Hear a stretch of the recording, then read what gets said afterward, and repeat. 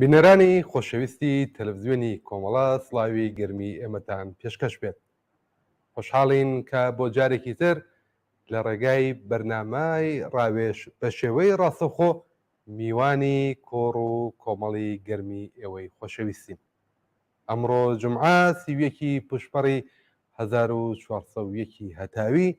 بەرامبەرە لەگەڵ 22 ژولای 2022 زاینی. بۆ بەرنامەی ئەمڕۆمان دوو تەوەرمان خسوەتە بەر باس یا دەمان هەوێت بخێنە بەر باس و لێکۆڵینەوە. یەکیان سەردانەکەی دوو سەرۆک کۆماری تورکیە و ڕووسیا بۆ ئێران و چاوپێکەوتنی لەگەڵ سەرۆک کۆماری ئێران و لە تاران و هەروەها لەگەڵ خامنەیە. حوتوی ڕابردوو لە ڕۆژی سێشەممە ئەم سەرانە چوونە تاران و پێکەوە کۆبوونەوەیەکیان کرد و لە زۆر بواری جۆرا و جۆرە تاهوداتێکیان بەیەکتردا قسە و باسایەکیان کردوە. ئەمە بووە باسێکی ڕۆژەفوە لە میدیاکانی جۆرا و جۆری دنیادا ڕنگدانەوەی هەبوو. بزانین ئەمە چۆن بوو لە چه هەل و مەرجێکدا ئەم سەردانە ڕوویدا و بە چ مەبەستێک بوو. بۆ ئەم مەبەستە داوامان لە هاوڕێ یوسفی ئەردەڵان کردبوو کە بێت و لە بەرنامەی ئەمڕۆمانە ئەم باسە تاوتێ بکەین. هەروەها حوتوی ڕابردوو قەراروا بوو باسێ بکەین لەسەر دادگایکردنی حەمیدی نووری، ئەوەی کە لە سوێد مەحکوم بوو بە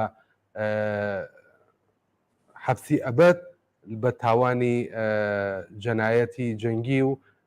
پێشێلکردنی مافی مرۆڤ مەحکوم بوو بە حەبسی ئەبەد. ئەویش بووە باسێکی گرنگ لە میدیاکانی بە تایبەتی ئێران و کوردستان.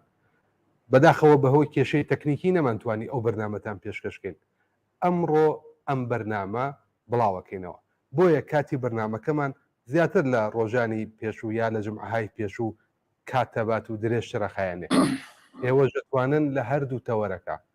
بەشداری بکەن، لە هەردوو تەوەرەکە لەگەڵمان بن، ڕاو بۆچوونی خۆتانمان بۆ بنێرن بە ژمارە تەلەفۆنی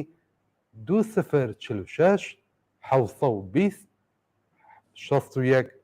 67 64. دووبارە یەکەمەوە 2046 702 61 67 64 لە ڕێگای تۆڕی ئەنتەرنێتی واتساپ.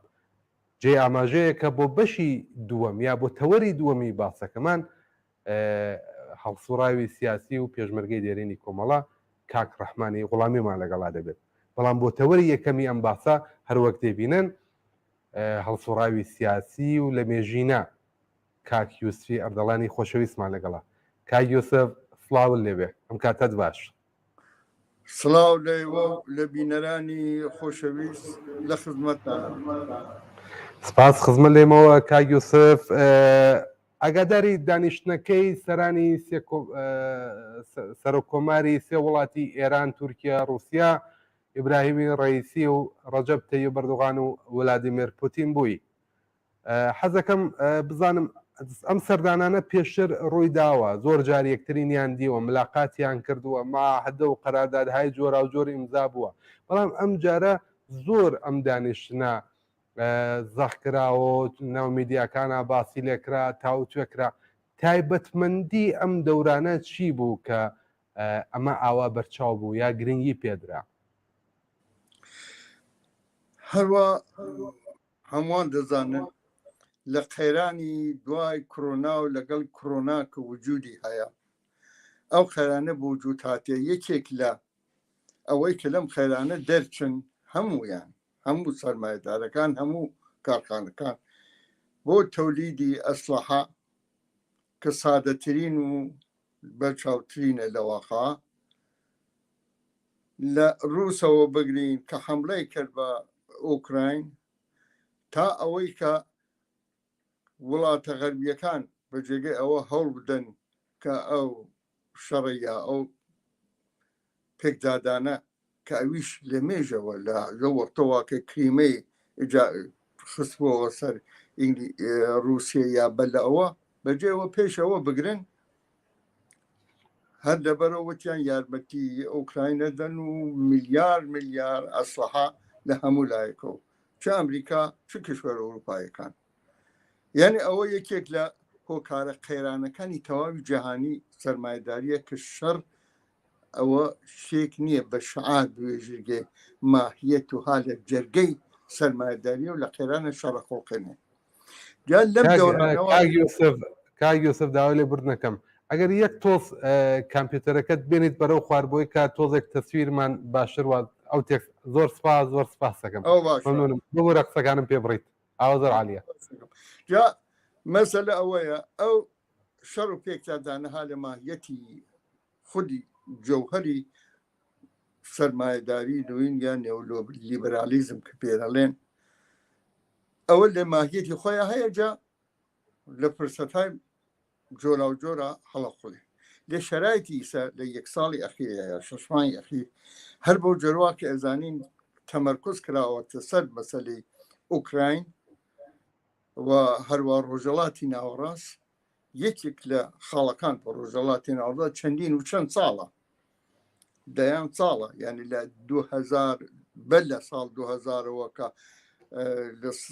2003 بۆ ئەمریکا هەمڵی کرد بە عێراق یا بەر لە ئەوە شەڕ ئێران و عێراق بێژین شەرق الئەوسەد ڕۆژەڵاتی ناوەڕاستەوە بووەتە کانگایك بۆ هەموو شتێک بۆەوە منبعی ئینەرژی بۆ سەنایعی ئوروپاییە مەخسووسن لە نەتیجە ئەو بێسا مەرکەزە ئەو ناوەندە لە احتیاجی دەواخا ئەژین بۆ جۆرانیمە زاهرەن پێمان وایە خەریکەن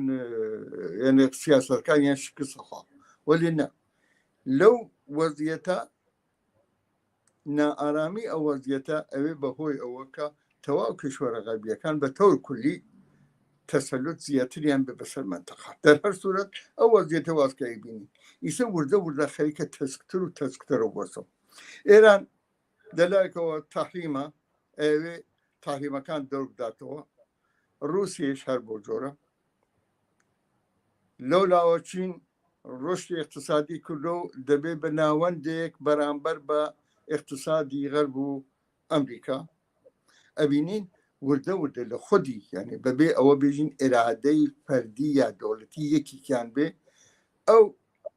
بێساد و قوتبە پێک هاتووە وردە پێک هاتووە هەر لەو ڕۆژانەوە کە ئۆردوغان و پوتین تێن بۆ ئێران ئەوێن بایدەنیش ئەچێ بۆ ئیسرائیل و عەرەبستان سەعودی و خەتەر و ئەوانە یعنی مەسەلەکەونی هەر لە یەک تەرەفەوە یەک شت بێ ئەو تەرەفەکی تریش ئەوی کاری خۆیەکە جا لەم وەزیەتا بینین لە دەورانی ئەخیرە یەک مەسەلە خەریکە بە تۆر عەجیبێک خەریکە ڕشتەکە خەریکە گەشاکە ئەویش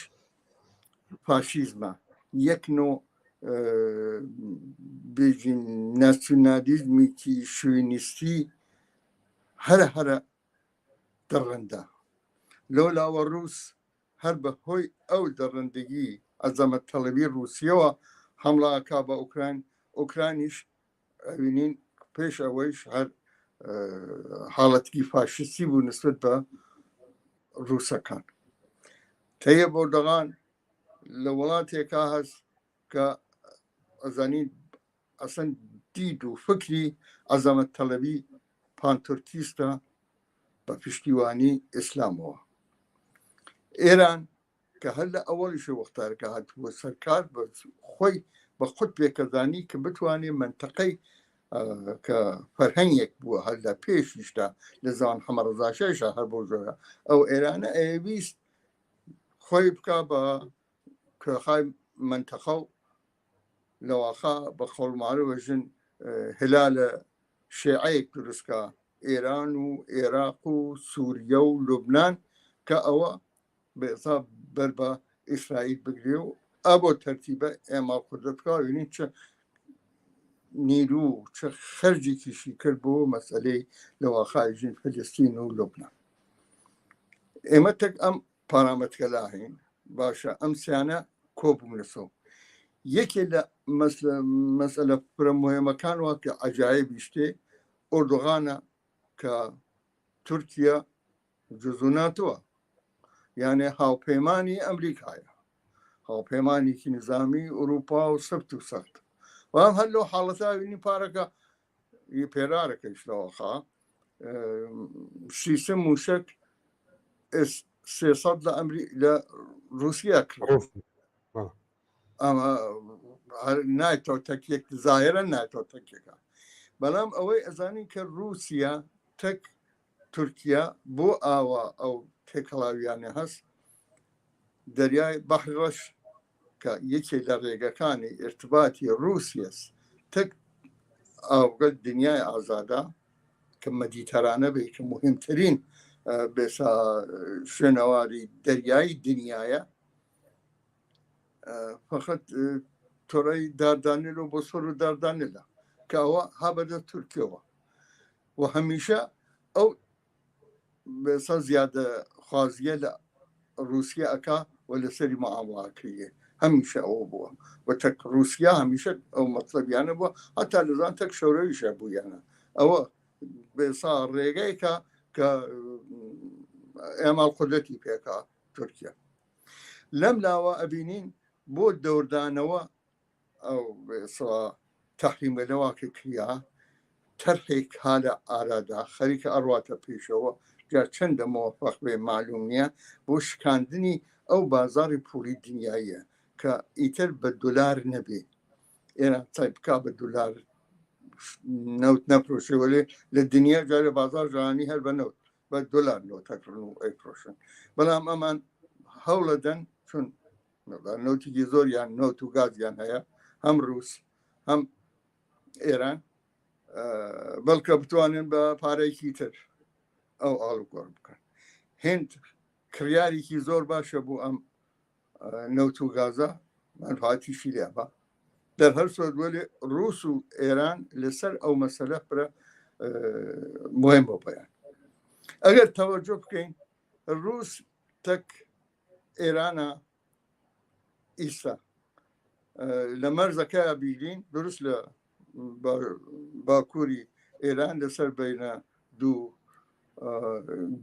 پشیلەکە مەرزی ئێرانە تەک ئەرمەنستانە و ئەرمەنستان لە تەک خاکی رووسیا رووسیاتوانی لێ ئیسفادە بکە لە ئازەربایجان ناتوانێەوە کارە بکە یعنی چەند ساڵ ئیسا ئەڵبەتە لە ساڵ پارەکە و پێرەکە زیاتر دەستیان پێ کردووە کە ئەو جادەی شمال و جنوب یعنی لە مەرزی ئەرمەنستانەوە تێ بۆ تۆرەکێکرد نزیک جۆلپاس ئەەکەیتە تەورێز زەنگان و بە تۆ ئارسکەم تێ بەرەوخوار یا ئیسفانە یا دەوڵە و تاچی بۆ هەمدان و ئەهواز یا لەم لە بۆ شیراز و جنوب در هەر سوورەت بۆ گەیشتن بە خەلیج ڕێگەیەکی زۆر زۆر مناسبە بۆ گواستنەوەی بێسڵا ئرتباتی رووسیا لەگەڵ خەلیج وەلەو لاکێتیشە بینین وڵاتێ تر لەو وەستا هەیە کە لەو ناوەڕاستە بۆ خۆی منفعەتی هەموو شتێکەوە ئەوش قەتەرە قەتەر کە منبعی گازی لەگەڵ ئێران مشتەرک هەیە باشترین ڕێگە عبوری لولەی گازە کە بێت لە ئێرانەوە بڕوات و بڕ لە خاکی تورکیەوە بڕات بۆ مەدیتەرانە یعنی ئەم پێویستیە ئابوووریەک لەبێنیانە هەیە لەبین دۆڵەتەکانە بۆ منفعەتیان ئەوانە پێکەوە گرێدا یعنی بێدەلیل نییە قەتەر وڵاتێکی بچوو شێخنشینێکە شێخێکە بەڵام حاضر دەبێ کە بێ بە ناوبژی لە پڵان کار و لە پڵان کارە یعنی لێ جێگە یوسف ببوورە نقطەی مشتەرەکەت باس لە فاشیزم کرد باس لە ناسیۆنالیزمی تورک و ئێرانی و لەولاوە لە قەزیەی تورکیەوەوانەیە باسە لە ئەوە کرد باسە لە منافعی اقتصادی هەڵبەش کرد بە نمونەگەلێکی شارەت کرد باسە لە دژایەتی ئەمان لەگەڵ ناتۆ لە غەرب و لە ئەمریکا کرد و ئەمە بەشێک لە خاڵ جگە لەمە خاڵی هاوبەشی تر چ هەیە بە تایبەت حەزەکەم ئێستا بینە سەر مەسەلەی کورد چه تەوافەقێکی مشتەرەک لە بینی ئەو تورکیا و لا الحال إيران معلومة بنسبة قضية كردەوە بنسبة قضية خەڵکی کوردستانەوە وەزیەتیان معلومات جایەتی کردنیان تاریخی مێژوو هەیە بەڵام رووسیا لەم بینەیە حەزەکەم ئاوە تۆزێک ڕۆشن بێتەوە لەسەر ئەو مەسەلە مشخصە شەباهەتێکیانەیە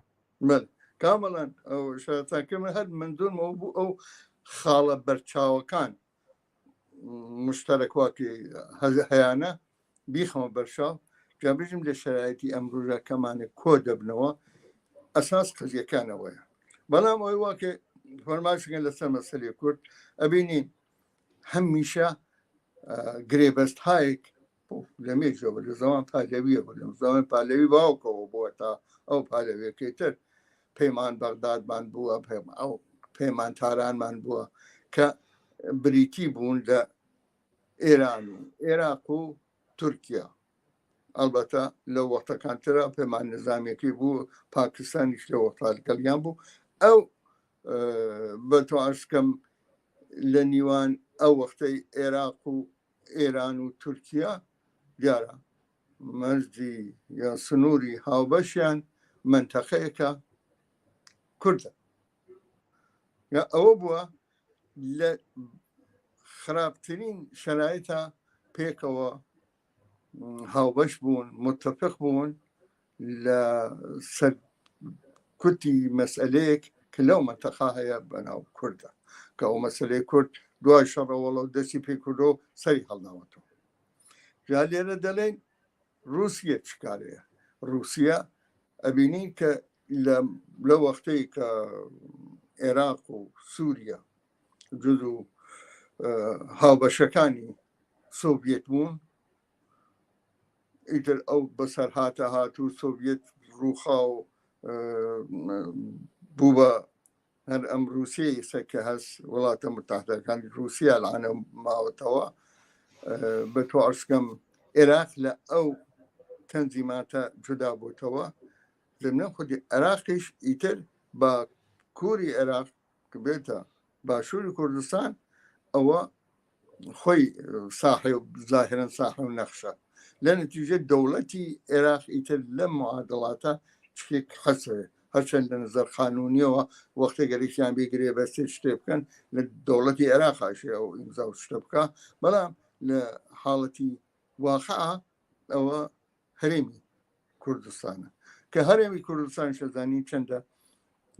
بەداخۆ لاوازە و خۆی شەخصیەتێکی ئاوای نییە بێتە ناو کایەوە و لەگەڵی قمار بکەن و لەگەڵی کایە بکەن هەر وەکو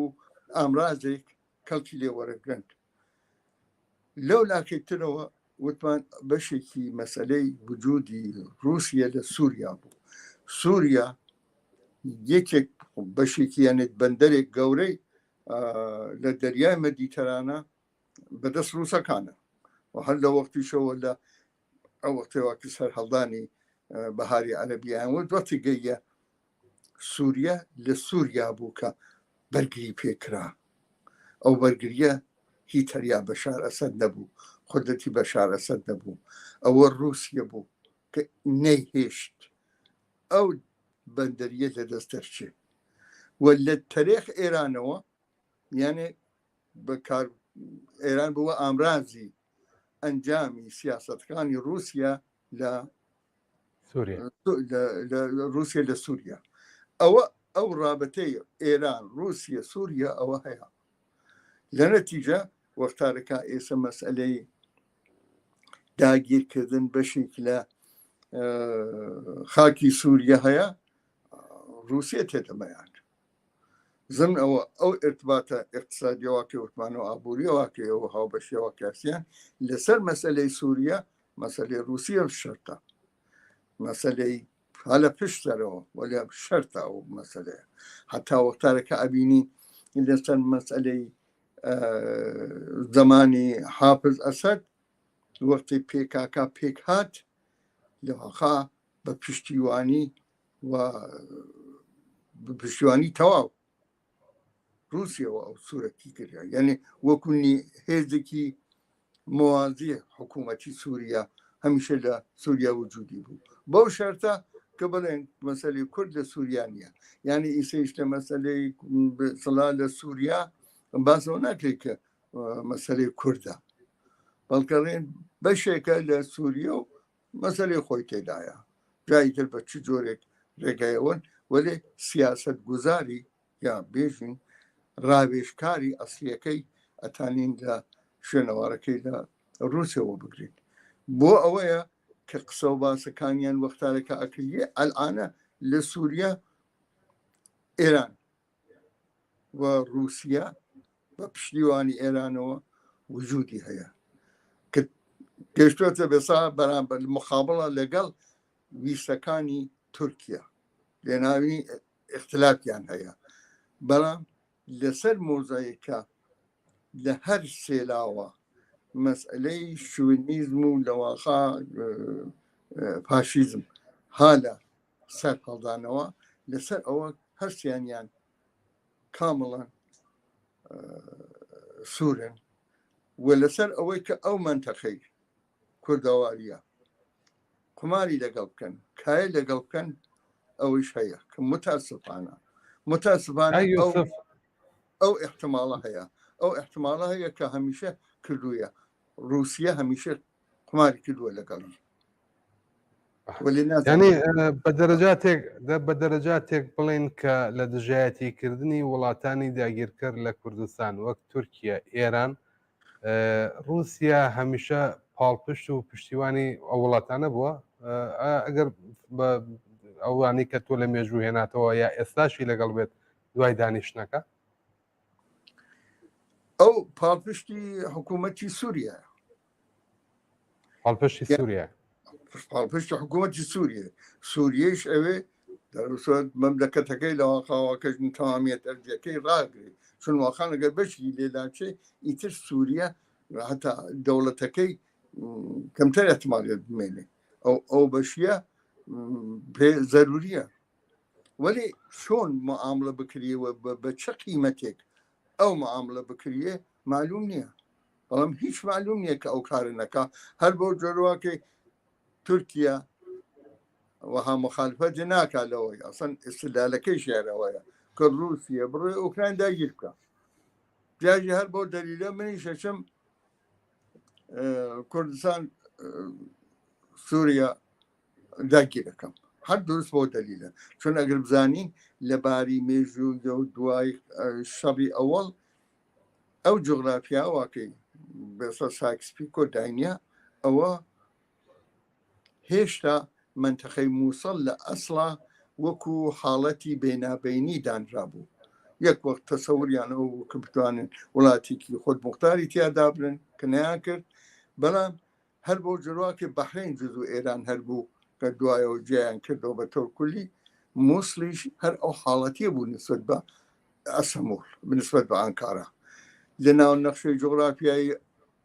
تركيا هيشتا موصل جزو خاكي إرسية عثماني تزاني وإطلاقا مسألة زور سير هي لبين تشابه نزيك لبين تركيا وإيران هي يا يوسف ببخشە دوو پرسیارمان بواتوە پرسیارێکیانەڵێت بلەخرە ئایا وڵاتانە ئێستا هاوپەیمانن یا بە کاتی بۆ قازانجێکی هاوبەش کە بڕێکی تۆ ئیشارەت پێکەرە شتانەی کە ئەوانی پێوەگرێ داوە نمونونەکانە ناوبرم تکراری ناکەمەوە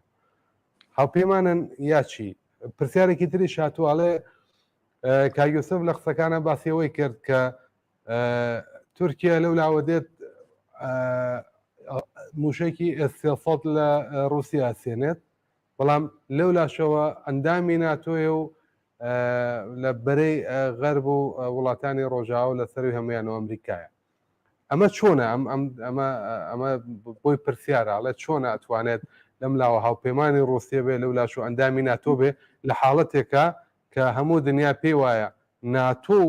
وڵاتانی رووسیا و هاوپەیمانەکانی ڕکابەری یەکەن دژ بە یەکەن هەر ئەو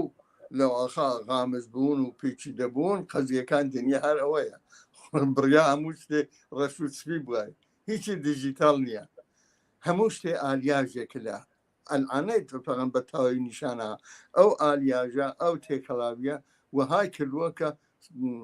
هەموو کەسیا دامێنێ ئەوەشی ئەو پرسیارە لە خۆدا هیچ وەخت یعنی ئەم پرسیارەوەکەی سەفەرموتان ئەوە بارها کراوە لە خودی ئوردوغان لە خودی تورکیە کراوە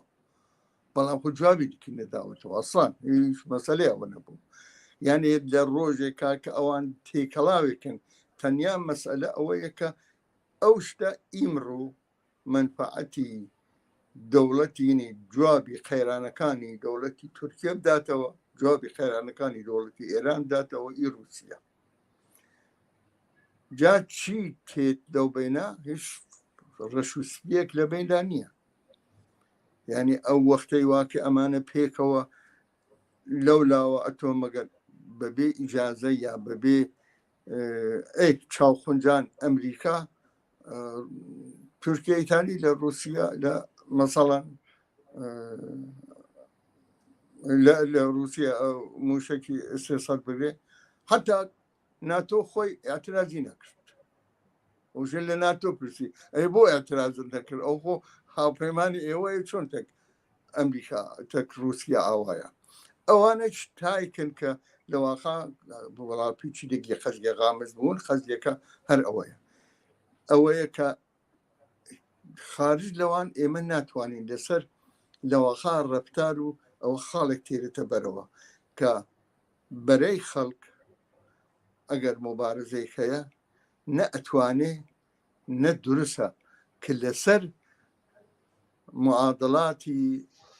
دەوڵەتە داگیرکەر بێژین دەوڵەتە حاکمەکانی منتەخا خەساو بکات ئەوان کاری خۆیانەکەن تۆشیشە کاری خۆت بکەیت وەزیفەی خۆت ئەنجام بدەیت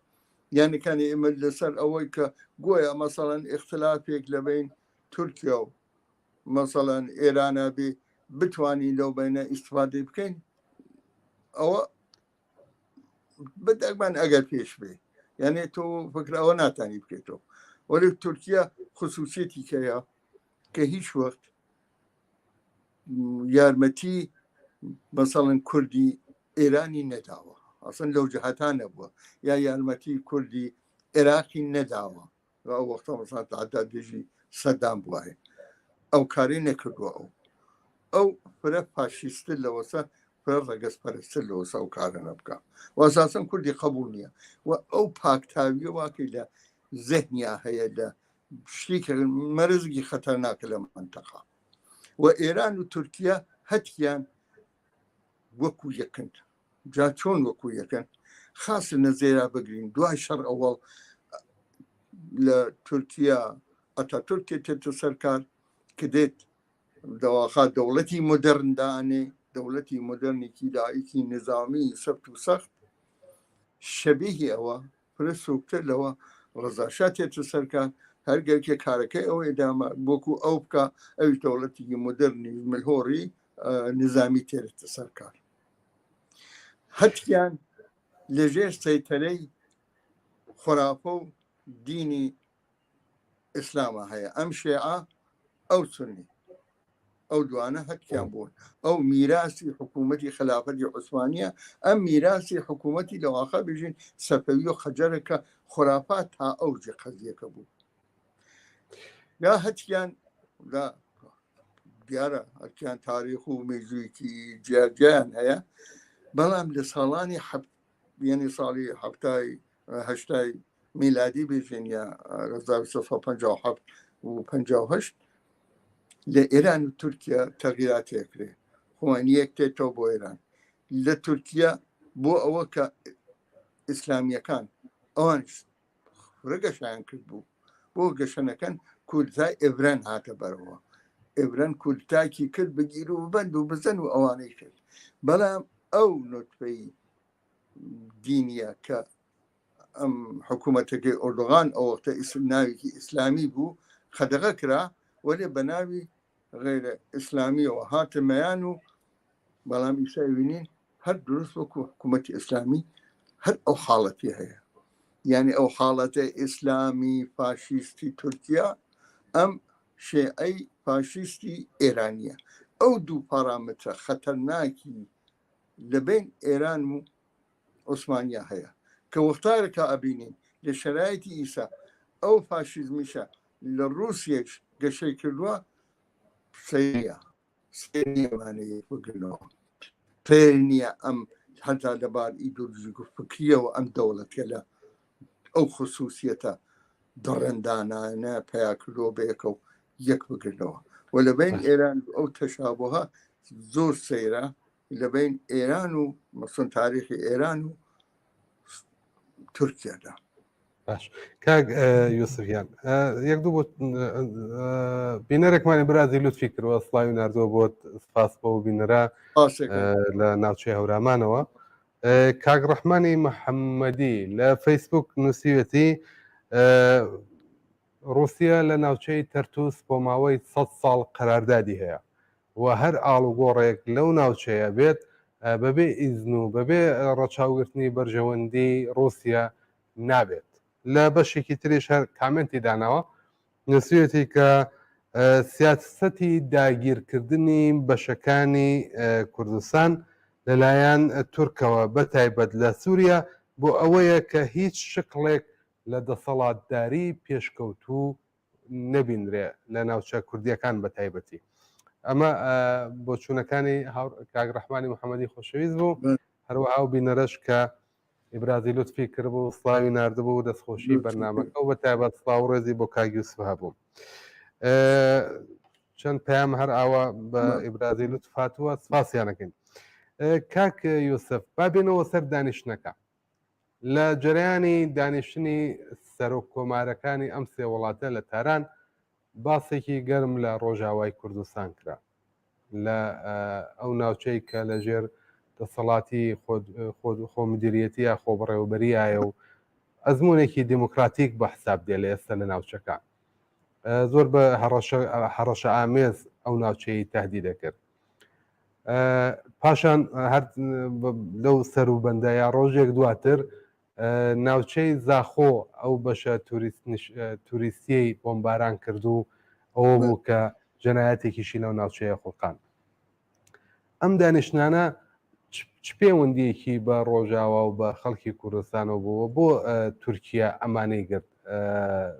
ئەم باسانەی هێناراوە تورکیا هەروەکە ئەرزم کردی ئەو هەر چاوی هابەوە کە ئەی گۆشێک لە حکوومەتی عوسمانی زیندوو بکاتەوە ئەو هەر بە ئەو شوێنە هەیە ئەو سەرزەوینی دەوێت یا لەسەر ئەوەی کە ئەو منتەخەی کوردستانە زۆربەی زۆرتر لە ئەوەی کە کورد لە سووریا هەیە لە خودی خاکی تورکیا هەیە دیارە مەسەلەی ئەوەیە کە ئەو مەرتەبە مەتاکراوە کە مەسەلەی کورد لە تورکیا چارەسەر ئەکرێ ئەوە شتێکە کە لە پێشی تا قسەی ئەوانە نەکردووە بەڵام مەسەلەکە ئەوەی ئەو گەرکی ئەوە مەبحەوکاتەوە و ئەو مەطلبە پێشی ناکرێ وەلی بۆ حەفزی دەسەڵاتی خۆی احتیاجی بە ئەو لەواقع هەیەجان و غرورە تورکیا هەیە بۆ هەیەجان و غروری تورکیش ئەشێ شوێنێ داگیر بکە ئەشێ کوشتارێ بکە ئەشێ عەزەمەت تەڵبی خۆی نیشاندا متەسفانە تاریخ ئەوە نیشانەدا کە بەعزێ وەختی شەیە کە مواسریش ئەبێت بەڵام ئەوە بەسەیی بە چۆنایەتی ئیدامەی حرەکەت سیاسیە لە خودی تورکیا مەسەڵ وەختە بینین لە تورکیا هەدەفە کە حزبێکی قانونی لە تورکیایە بەڵام مەمنوعەکری سەرۆکەکەی لە زیندانە حزبەکانی تر زۆر یعنی میتی تورکیا لە داواخا ئێماڵی قودرەت تا ئەوێ واقعێتانێ دقیقا ناتانم ئظهار نەزەر بکەم چون دقیق ئیطلاعاتی داخلیم لە مەسەلەی تورکیا نییە وەلیکانێ ئەوەی واقع بەرشاوە ئەیبینین ئەو بۆ داپۆشان ئەو ئێعماڵە لەوەخا ئەعماڵە سەرکوتگەرانی خۆیە ئستبدادی خۆیە ئەشی نیشانی بە لێجەیەکە دوشۆنێک هەیە ئەو دوشۆنە حالی شوێنێکە ئەو شوێنەس مەسەڵەن ئایا واقعان باکووری یا باکووری سووریا کە لەواخا و بەژی ڕۆژاوای کوردستان ئایا واقعان ئەوەتانە خەتەری بێ بۆ تورکیا بێگومانە آخر جمعیت 2 ملیۆن جمعیت لەوێ کە ئەویش بە تۆر کولی وەزیەتێک لە تحتی فشاری حکوومەتی لەبەرا عەرەبی ناسیۆنالیستی سووریا بووە چ خەتەرێکی بووە یا چ خەتەرێتوانێت بێ بۆ حکوومەتی 8 ملیۆنی تورکیا کە ئەو هەموو قدرەت و لەواخا هەم جوگی ناتۆ و ئەنواعیشت مەسەلە ئەوەیە کە یوسف لەوانە نییە ئەو خەتەرەی کە تورکیا احساسی بکات ئەوەیە کە ڕۆژاوا تەنانەت باشووری کوردستانیش بە هەموو کێشەکانیەوە بێتە هێمایەک بۆ خەڵکی کوردستانی تورکیا بێتە نمونەیەک بۆی کە ئەو احساسی خەتەرە لەناو خۆیەوە بەنسبەت خەڵکی کوردستان بکە یا کۆ تەنانەت بۆ ئێرانیش بۆ دەسەڵاتی ئێرانیش وەڵا گەشەکردنی مەسەلەی نەتەوەی کورد احتیاجی بۆ نییە هێمایەک پێک بێت مەگەر 100 ساڵەوە بەر هێمایەک بوو کە وردە ئەو مەسەلەی نەتەوەیەتی گەشەکردی قسە لەوانە هێمایەکی بێژی بین بۆ ئەوە نەخێ ئەو مەسەلەی نەتەوەیە پێک هاتووە لە گەشەکردندایە خۆمان لە فاصلەی ئەم 100 ساڵی ئەخیرە حتا کەمتریش 70 ساڵی ئەخیر لێ خودێ با ڕۆژەڵاتە لە خۆرد کوردستان ئێران ئایبینی لە باشوور ئایبینی لە نەتیجە قسەها لەوە ئەو بە ئیسلاح خۆی پێ وایە ئەگەر ئەو زەربەگە لە بۆشێنێ ئیتر لە خودی تورکیا لە خاکی خود دەوڵەتی تورکیا مەسەلەکە دامرکێ لە حاڵەتەکاوێنی ئەو سەرکوتاییکە وەلەکانی خود دەمیرتاش یا هەدەفەکە هاتوو بێسا بوو بە بەشێکی یعنی توانی حەداقەلی فەردی فراکسیۆنێک لە پارلمانەکەیە بە وجود بێرێ ڕایەکانیشی گشتیان کورد نەبوو اتفاقا مەسەلە ئالەکە لەوەیە کە هەدەفە بە تەواوی ڕێی ئوڵغان لە نمایندەکانی کوردی لە تورکیا لە هەدەفە زیاترە ئەوانە واکەی بەڕێگەز خۆیانێژن کوردن وەلی مرتەجعەکان کەم نین وەلی هەر لەبەر لایەن بەرەکۆ کەمەوە بێتەوە هەر کەمەوە بێتەوە ئەمان دیمان لە شارەکانە شارەدارەکان چی کە گشتی ئۆردەغان لە کاربەرکە ناریانی کرد گشتیان ئیتر سەریان هەڵداوەتەوە خۆتە هێمایەک نەبوو ئاخە هێمای چی ئەوە مەسئلەیەکە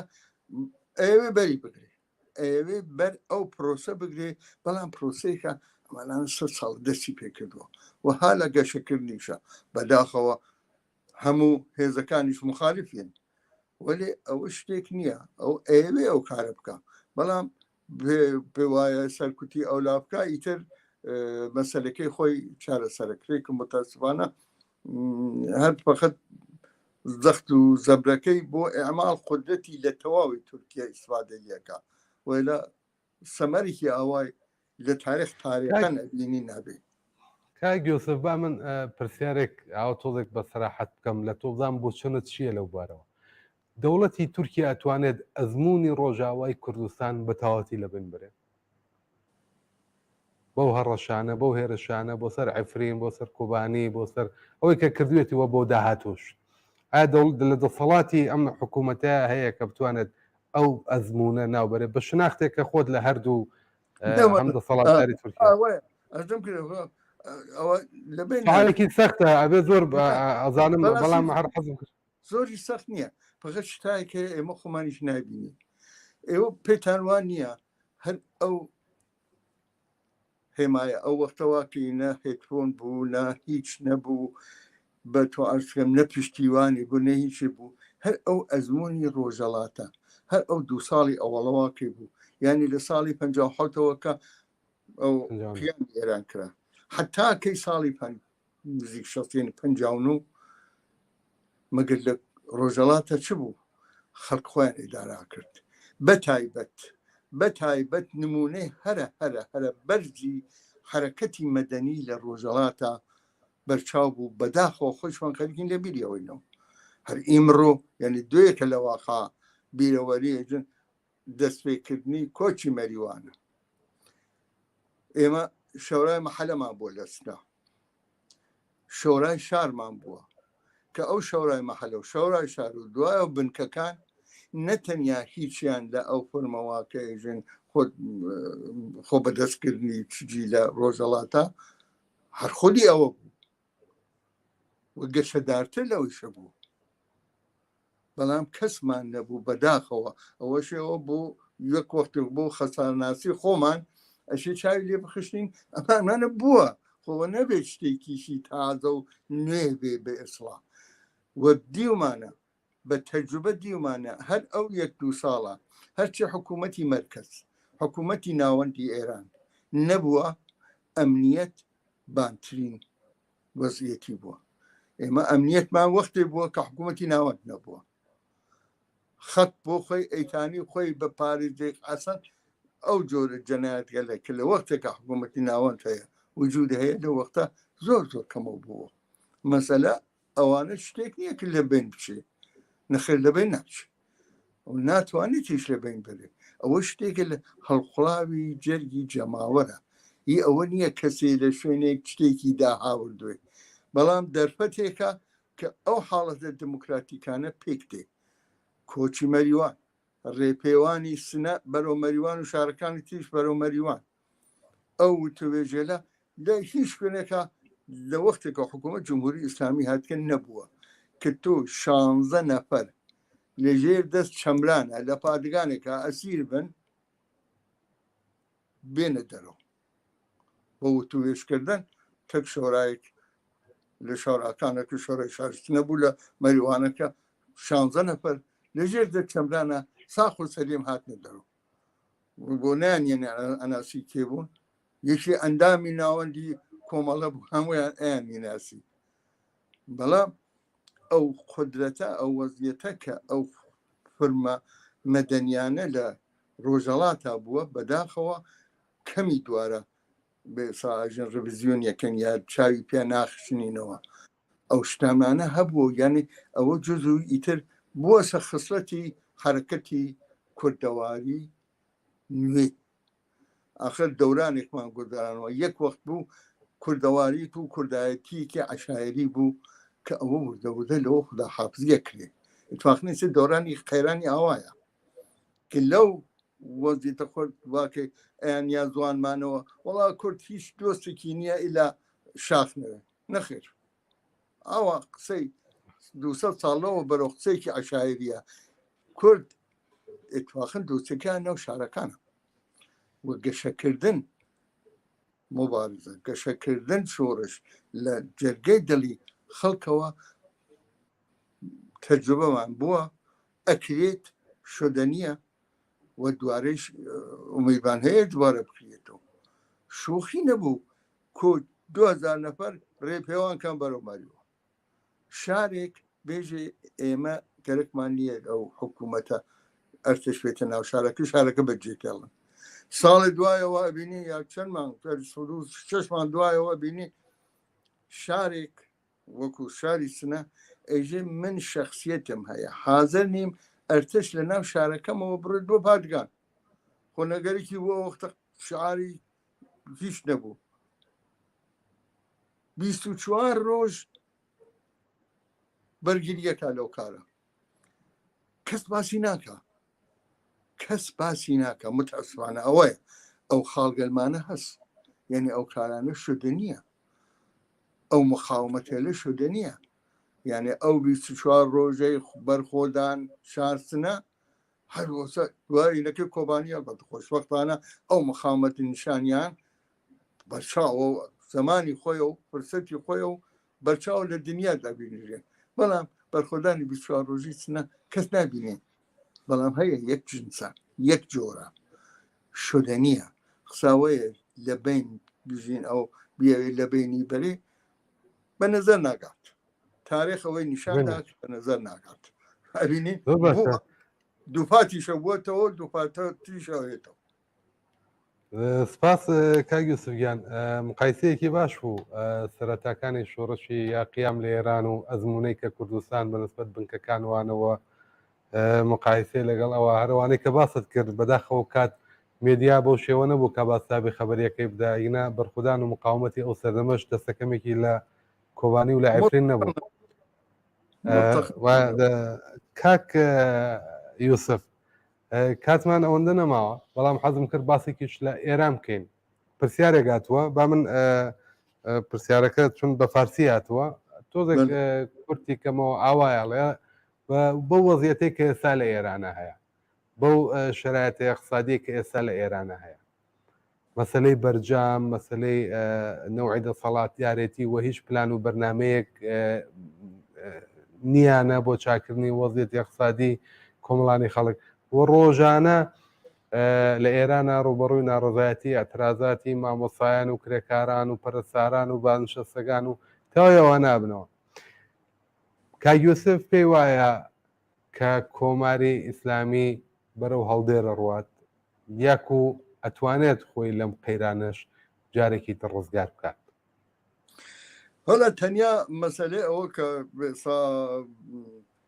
مبارزە هەیە و ئەوانە هەیە بەجێ خۆی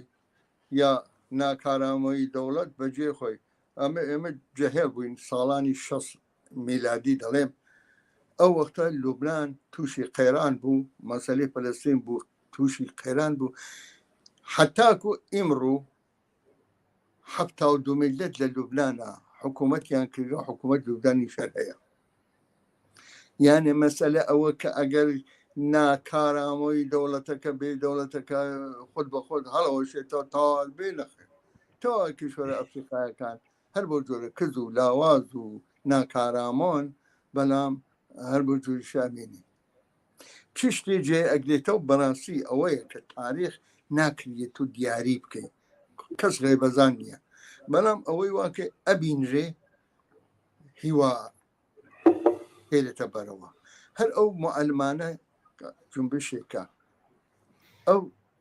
15 میلیۆن محەسەڵ هەیە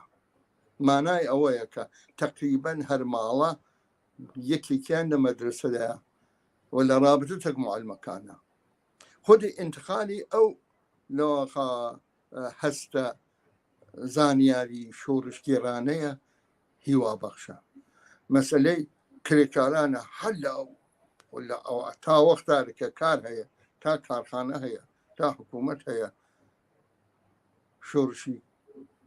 بزوتنەوەی کرێکاری هەیە لە بزوتنەوەی کرێکاری نەوت لە 1950 بیرین کە سندیکای گەورەیەکیان بووی نەوت حتاکی ئیمڕۆ ئەوانە بەردەوامە قسە لەوەیە کە ئەبینین بە حاڵەتێکی زۆر ڕێک و پێک و مەدەنی خەریکە گەشاکە یەک وەخت بوو لەبیرمە زمانی ئێمە مەسەڵ 50 ساڵەوە پێش ئێمە هەر زیندانی سیاسی ماوە پیان ئەو زیندانی سیاسی ولی ئیسە زیندانی معلم هەیە زیندانی کرێکار هەیە زیندانی دانیشتوو هەیە بەوە دەڵێن ئینکشاف تەبەقاتی یانێ تەبەقات و توێژ و چینەکان جامعە مشەخەستر بووەتەوە مانای ئەوەسە کە شۆرشەکەیشیان مشەخەستر و ئاگاهانەتر ئەڕواتە بەرەو و ئەوەی کە ئیلزامەن ئیمڕۆ سۆزی ئەو حکوومەتە بڕوخێ ئەوە یەکۆتۆ حتا تا 15 ساڵەوە بەرشەوە بیرمانە کردەوە ها ئەوە زۆر بچمانە هەم خۆم دەیان مەطلبم هەیە ئینتزار ئەوەم بووە کە 500 ساڵ حکوومەت ئێران نەمێنێ بەڵام خەتا بووە قسە لەوایە بە ناکارامەوەی حکوومەت هەر لە ئەوڵۆ ناکارامە بووە آخر کابراایکی ڕئیسی 3 کلاس دەرسی خوێندووە غێرە دەرسی فقه و ئەوانە هیچ نازانێ ئەوەی کە ئەو حکوومەتە ئەگەرنێ خودی سەرمایەداری دەوڵەتی و سەرمایەداری دینیە کەس ئەوە ئەگەرنێ ئەوە حسابی بکەن خودی ئیمام ڕەزا گەورەترین کومپانی ئاسیایە قەرانێکی مالیات نادا دەباشە ئەم ئاغی ڕئیسیە زاوای ڕئیس ئەو کۆمپانیایە یعنی عەلەم الهودا ڕئیس ئەو کۆمپانیایە ڕئیس زاوای ئەوە یعنی ئەوە دەستگای ئەو سەرمایەداری سپای پاسدار و لەواقع سەرمایەداری دینیەکانە کە ئەم حکوومەتە ئەگەرنێ نە ئەو بیامە بێ لیاقت کردواکە هەلە بەرچاومانەوەی بینێ ئەوانە هەر مۆرێکن هیچ نین سیستەمە کەس ئەوە جارەکانێ ڕاوەسێ بۆ ئەویچە مطمئن بن غەرب و شەرق و گلایک فعلەن هەر حکوومەت ئێرانیان پێ باشە ئەمریکا هەمیشە حکوومەت ئێرانی پێ باش بووە کە بتوانێت لە مخابڵ ئێرانە و ئەسەحە بفرۆشێ بە قەتەر و خەلیج و بەل و سەروەلە چۆن دشمنیان بێ بێ ئێسڵاح دوشمنەکەیشان ئێرانە چەک بە فرۆشێ بەوان یعنی ئەوە شتێک زەروری شتێک سادە بوو هەر لە ڕۆژ ئەوڵە و جمهوری ئیسلامی بە مەرگ بەر ئەمریکا هاتە سەر کات وەلەکان بۆ تەحکیم و بۆ تەداوی حزوری ئەمریکا لە خەلیجا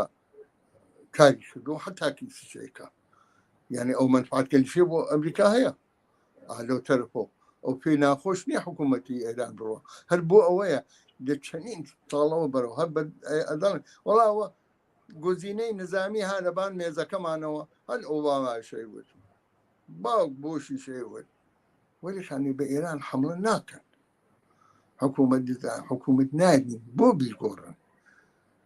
لەو بارەوە منفعاتی شێنتەیە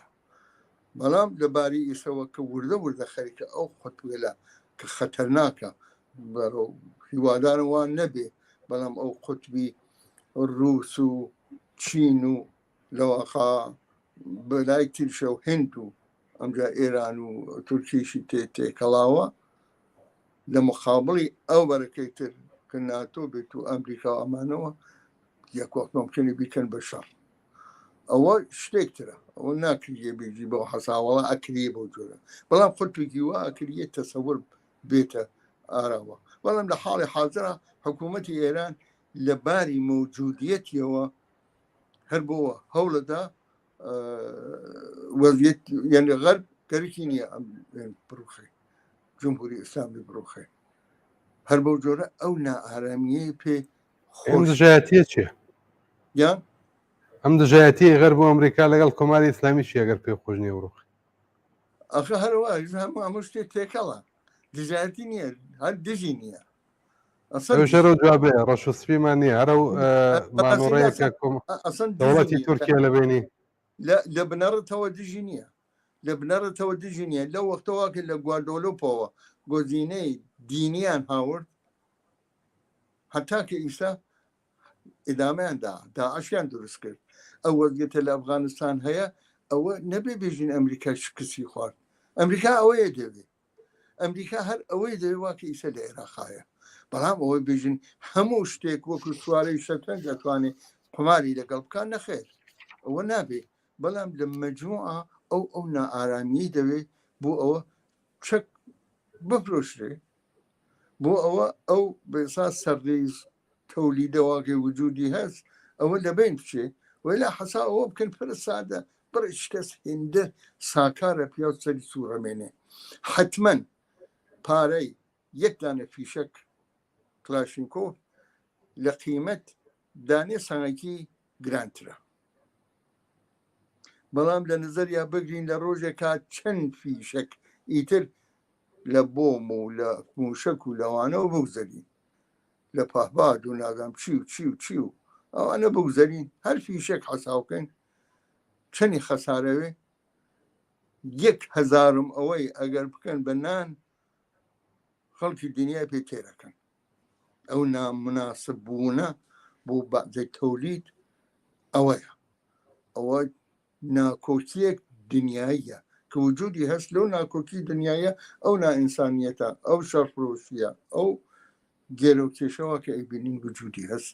و بەداخەوە حتاکو حاکمیەتی ئەو نێۆلیبرالیزم جیهانیە بێ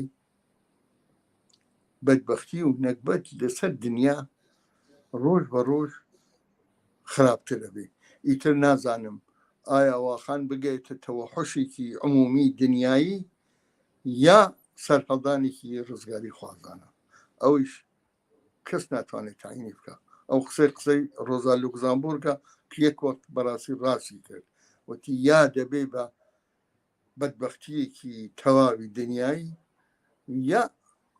بەرەو ڕزگاری ئەڕێ وەلی بەداخەوە شێخی بەرەو بەدبەختیەکارڕین وەلی ئەمەشی هەر کەسە بێ وەزیفەی خۆی ئەنجام بە ئەوەیە زۆر سپاس کاک یوسف سپاس بۆی کە بەشداریت کرد لەم بەرناممانە باس زۆر بوو کات زۆر بوو بەڵام ئیجازە بدە مجموعەیەک سڵاو و ڕێز و ئیبرازی لوتف بۆ خۆت و بۆ بەرنامەکە هاتووە من لانی کەم ناوەکانی بخوێنمەوە لە مەجالە کورتەیە. ڕامیار نووسێتی لە ڕەشیاوە، زانا لە سنە، نەرمین لە سنە، گەلاوێش سنە، ڕێباز لە بانە، ئازاد سەقس، نەرگس سەقس، هیوا لە بۆکان. ئەم تعدادە و تعدادێکی تر پێشتر پەیامیان ناردبوو، هەمووی سڵاو و ڕێزیان ناردبوو. کاک یوسف خۆشحاڵیش بوون کە بۆ جارێکی تر لە تەلەڤیزیۆنی کۆمەڵەوە دەرکەوتیت و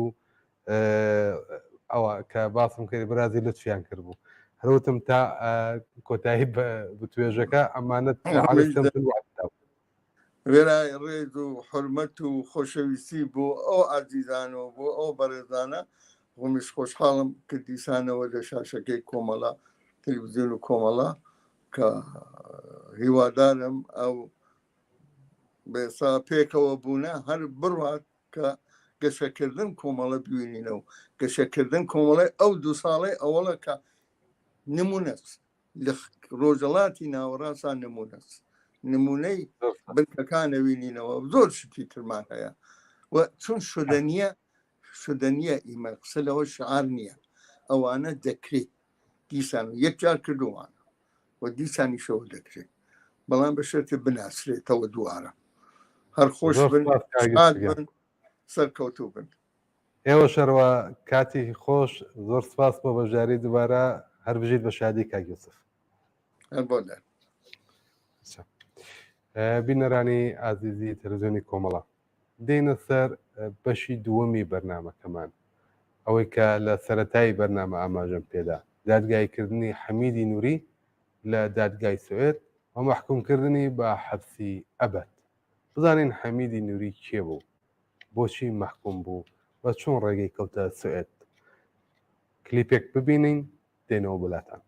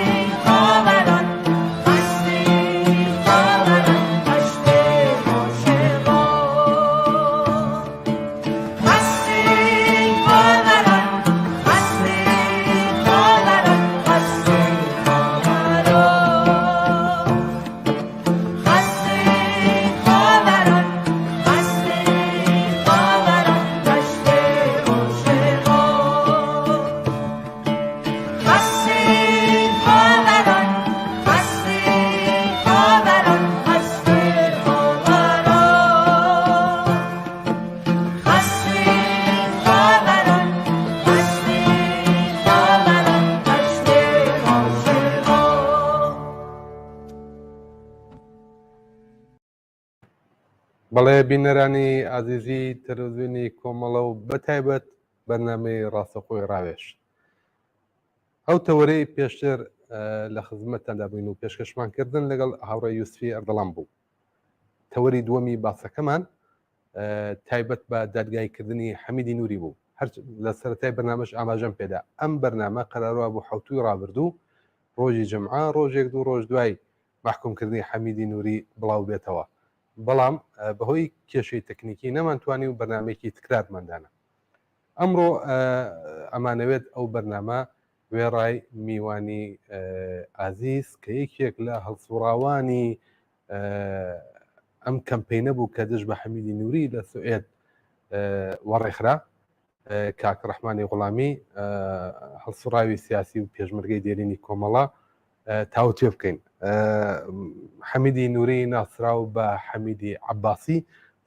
کە لە سەرەتای قیام لە ئێرانە پاسدار بوو لە سپای پاسداران لە سەرکوب بوو سەرکوتی خەڵکی کوردستان و شەڕ دژ بە هێزە سیاسیەکان لە کوردستان بەشداری چالاکانی هەبووە. پاشان لە ساڵی 61 داخوازیەوە ئاکات کە بچێتە دادستانی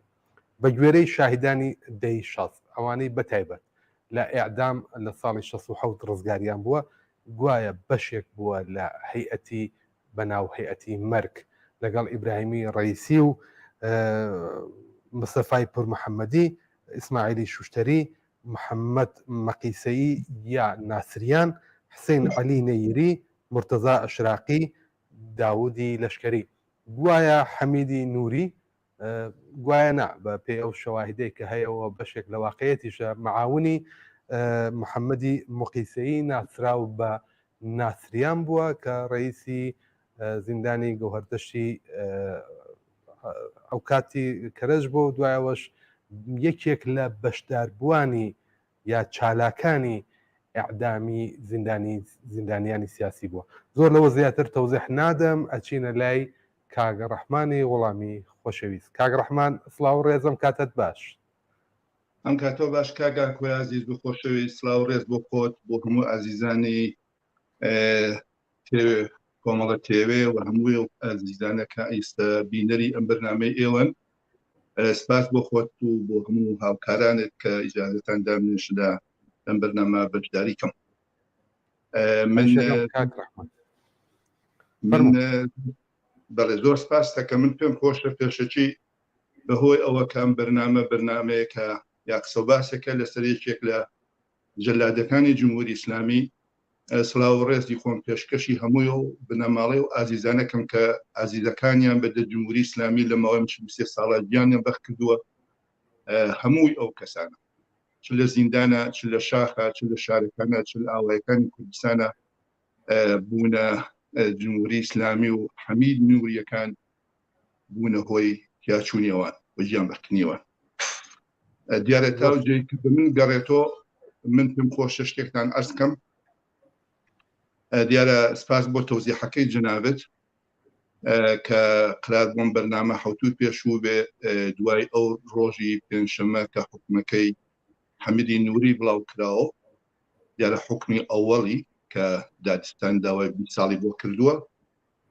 یا حکمی نەهایی بەقەول ئەبەد. بەڵامی کە دیارە ئەو مشکلەی تکنیکیتان بوو نەمانتوانین بەرنامە جێبەجێ.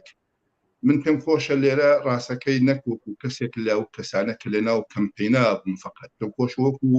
پێشمەرگەیەکی کۆنی ڕەوتی چەپ و سوسیالیزم لە کوردستانە وەکو یەکێک لە دڵسۆزان و لایەنگرانی جوڵانەوەی خەڵکی کوردستان بۆ چوونی خۆم لەم ماوەی 9 مانگە کە حەمیدی نووری دادگایەکەی چوەتە پێشۆ باسکەم و تاوجێکە بۆم کرێتەوە بەهۆی ئەوە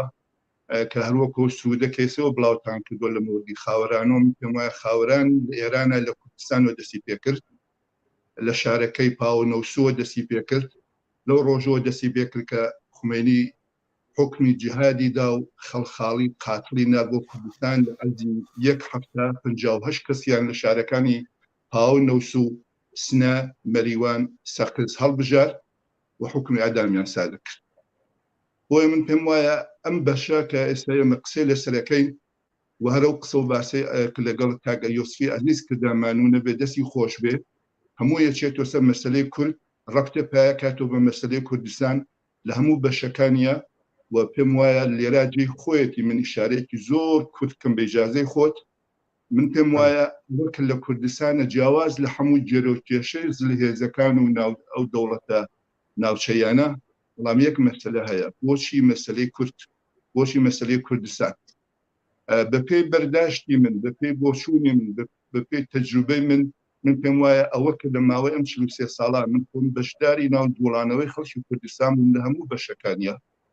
دەورانێک بە شانازی و پێشمەکەی کۆمەڵە بووم و لەو ماوەشە کە لە دەرۆم تاوجێ توانیمە لەو بەشانەی تری کوردستان بە هەفسوڕانی خۆمان یارمەتی دەری بین دەنگیان بین من پێم وایە ئەوەی کە بووەتە هۆی ئەوە کە دەوڵەتای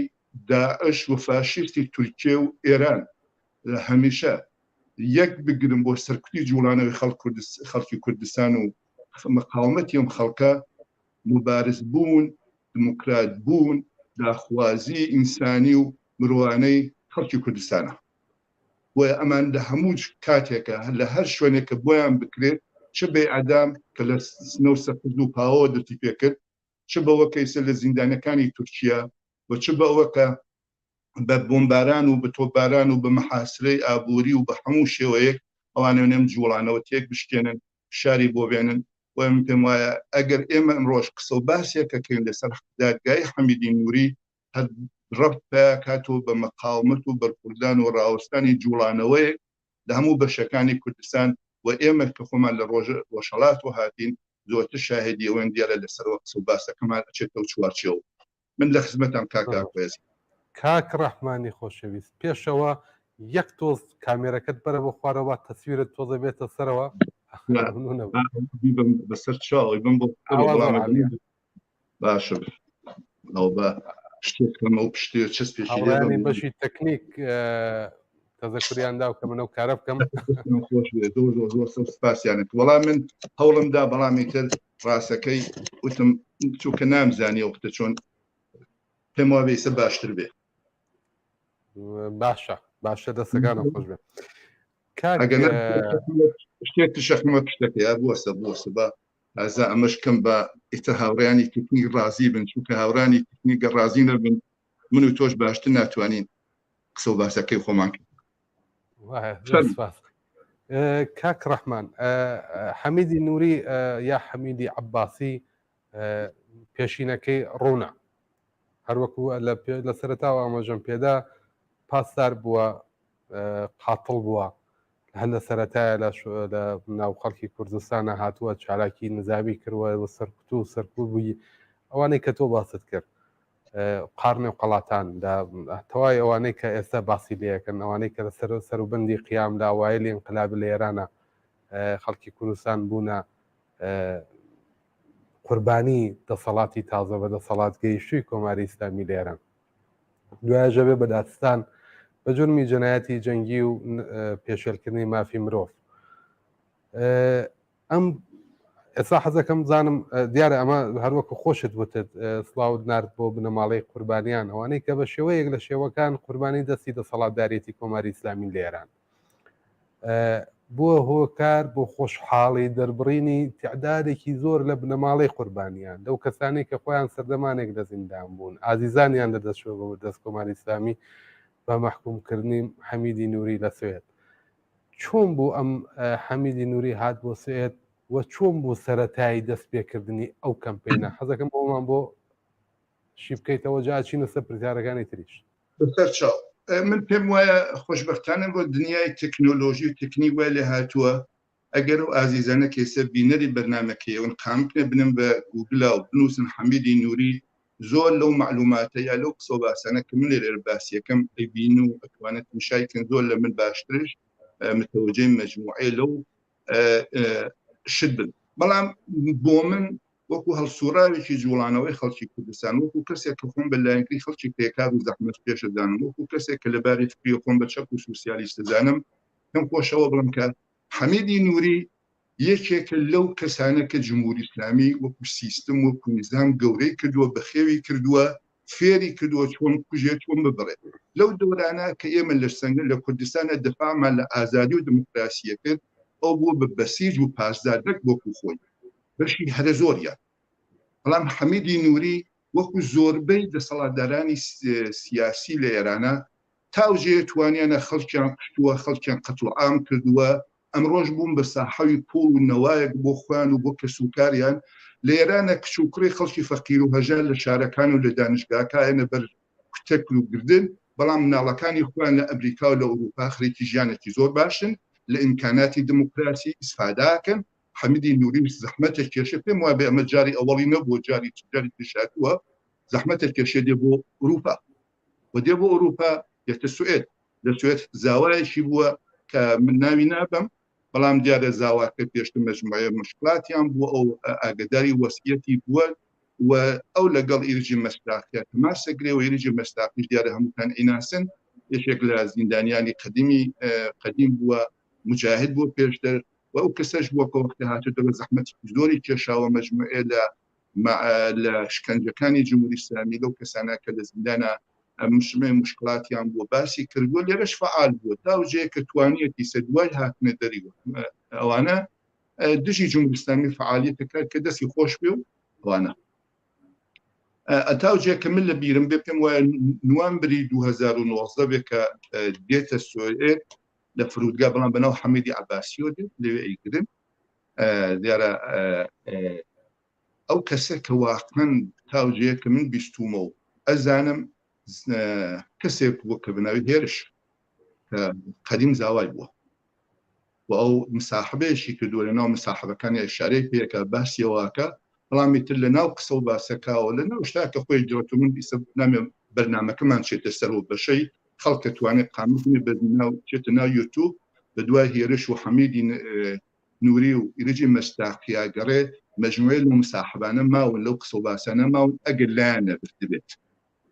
ئەمەش بۆ خۆی جێی شتە بەڵام لە هەر سوورەت ئەو دێتە ئێرە و کە دێتە ناو فرودگا بەڵام بۆ ئەیش و نۆش هاتووە بۆ خۆشی هاتووە ئەم قاتڵی جەنایەتکارێک کە خەڵکایەتە بەر شکنجە و شەلاقەوە شوێنەوە حجاب لەسەر خەڵکی ژنداگرن بەڵام بۆ خۆشگوزەرانیەکانی خۆیان دێنە ئەوروپا و دێنە ئیمکاناتیان دەوڵەتانە و ئەم وڵاتانەی ئیسفاداکەن بەڵام لە ئێرانە واکنێنی دوو ئەمڕاڵیە کە بنیام ئەیبینێت ئەم سیستمە ئەوە ڕۆژ واکردەوە حەمیدی نووری تاوجێ توانێ ئەکوژێ ئەبێ بە لە دادگا لە زیندانە واکە و دوێژ ئەم کاراکە بەڵام لە هەر سوورەت من پێم وایە حەمیدی نووری ئەمە نابێ وەکو تاچە بیبینین حەمیدی نووری یەکێکە لە مۆرەکانی جمهوری ئیسلامی وەکو هەزاران کەس لە دروستکردنی ئەم سیستمە لە ساڵی 1350 بەشدار بوو وەکو کەسانە کە ئاخر نەفەریان کە بەنیسەد بوو مرد بەڵام هەمیشە دژی جوڵانەوەی خەڵکی کوردستان دژی خەبات و تێکۆشانی خەڵکی کوردستان دژی مافەکانی خەڵکی کوردستان تێکۆشاون قسەیان کردووە تا ئاخر ڕۆژەکانشی هەمیشە هجوومیە کردە سەرم جوڵانەوە من دیارە هەمومان وەکو تاک خوشحاڵین کە کەسێکی جمهوری ئیسلامی کەسێک دێتە وڵاتە ناگیرێ دێت تەحویڵی دادگایە کە درێ و دەستی ئێوە لە بەرنامەی دیالۆگی خۆتانە پێم وابێت کە دەگوڵ کاک یەدێ و کاک ئەحمەد ئێسکەندەری گوتان یەدێ بیگدەری کاک مەحیە زۆر ئەوان بە وردی باسی باشی قەزایی شتەکان کرد من ناچمە سەر ئەو بەشەی منەمێ ئەو بەشەی بەرجەستەکەمەوە ئەو بەشەی گەورەکەمەوە کە ڕەبتی حەمیدی نووریەکان و جمهوری ئیسلامی بە کوردستان و چییە ڕەبتیان چییە بەو مەسایل و مشکلاتە کە لە کوردستان هاتەتە پێشەوە ئەمانە چ نەخشێکیان بووە من وەکو هەموو کەسێک تامەزرۆی ئەوە بووم کە جملە دادگایەکانی بێت ئەوانە وەختێکە دادگایەکەی دەستی پێکە بۆ جۆرەکە 9 مانگ تولی کێشاوە 93 جەلسەیان داناوە لە ماوە ئەو نەکە من لەم ڕۆژانە بیستم گوایە دەوری 85 ملیۆن کرۆن دەوری 8 ملیۆن دلار تقریبا 9 ملیۆن دلار بۆ کۆمەڵگای سوێت خەرجی هەڵگردووە تا ئێستا ئەم بەشەی دوایتر چەندێکە بێ معلوم نییە بەڵام هەمووی ئەمانە بەجێی خۆی بۆ ئێمەمانە خوشحاڵین کە ئەم کارە کراوە بەڵام ئەو بەشەی بۆ من زۆر تایبەتی بووکە گوێنگر بە دفاعیاتەکەی لەو بەشە ئەم کەسە دوای 43 ساڵەش زۆر بە افتخار وێژێڵێ من ساڵی 1359 بە شانازیەوە چوون بۆ کوردستان بۆ سەرکوتی ئەو گروهەکانە کە مشکلان بۆ خەڵکی کوردستان دروستە کرد تۆ ئەمە وەختێک ئەبیسی لە زمانی دەکرێتگیرا و قاتڵێکی جمهوری ئیسلامی و لێکێ لەو کەسانە کە نەخشی بووە لە کوشتنی زیاتر لە 140 کەس لە زیندانی گەوهەردەشت لە ساڵی 1357 بە 1367 کەسێکە خۆی ئەفرار بەواکە دیارە بۆ منش وەکو کەسێک کە لەناو جوڵانەوە بوو ئەوە شاهدی خەبات و تێکۆشانی ملەتێک بووم بۆ دەفا لە مافەکانی خۆی بەزمێ و ئەرکە خاتە سەرشانە دیارە ئەمە هەر من نەبوو بە سەدان کەسی ترجم وەزیفە و ئەرکانە سەرشانی خۆیان داناوە وە بەڕاستی ئێمە تەسمیمان گر کە لە مەجموعەیە لەم حرەکەتەنا بەشدار بی ئەوە بوو کە من سپاسی ناوەندی نەمرانەکەم کاگیۆنیست و ڕفێقەکانی لەگەڵوانە تەماسمان گر کە ئێمە بێت لە مەجموعەی لەم حرەکەتانە بەشداریکەین ئەوە بوو کە ئێمە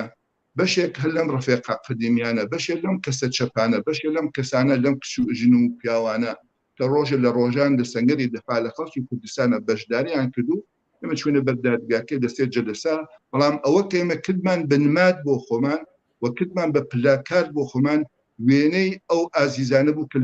لە فرودگای سنە لە نوێ شەریوەری ساڵی 1358 بە دەستی خەڵقاڵی جنایەتکار ئەدام کرابوو بە حکمی جمهوری ئیسلامی خومینی بە حکمی ئەو کەسانە کە ڕێیاندا بە جمهوری ئیسلامی بە حکمی ئەو کەسانە کە